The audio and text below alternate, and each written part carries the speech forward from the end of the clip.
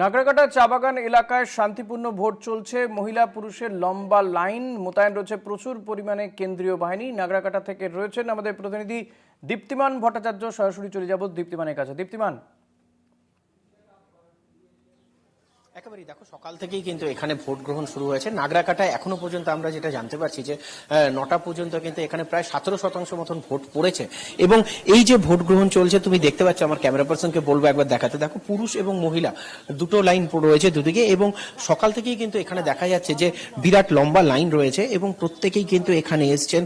বয়স্কদের আমরা দেখতে পাচ্ছি। দেখো, তোমার সাথে যখন কথা বলছি, একজন বয়স্ক ভদ্রমহিলাকে নিয়ে আসা হচ্ছে, তিনি ভোট দিতে যাবেন। এবং এখানে প্রত্যেকটা জায়গায় একটা নিয়ম করা হয়েছে যে বয়স্ক এবং অসুস্থ যদি কেউ আসে, তাদেরকে কিন্তু সবার আগেই নিয়ে যাওয়া হচ্ছে ভোট গ্রহণ কেন্দ্রে, এবং তাদেরকে সবার আগে ভোট দিয়ে তারপর তাদেরকে কিন্তু বের করে দেওয়া হচ্ছে।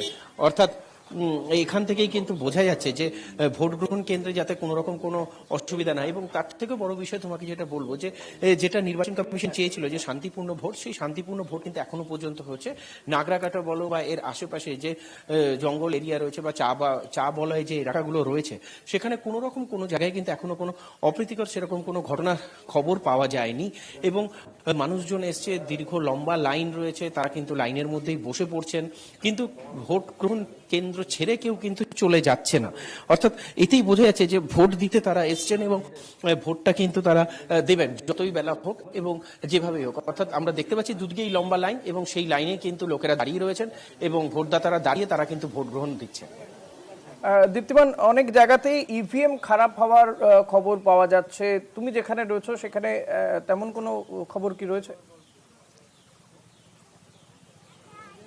না, একেবারেই দেখো, এইখানে নাগরাকাটায় কিন্তু এখনো পর্যন্ত, নাগরাকাটা আমি যেখানে রয়েছে সেখানে তো কোনো খবর নেই। এছাড়াও কিন্তু নাগরাকাটা বিধানসভা যদি ধরা হয়, তাহলে নাগরাকাটা বিধানসভায় কিন্তু কোনো জায়গাতেই এখনো পর্যন্ত ইভিএম বিকলের কিন্তু কোনো খবর পাওয়া যায়নি।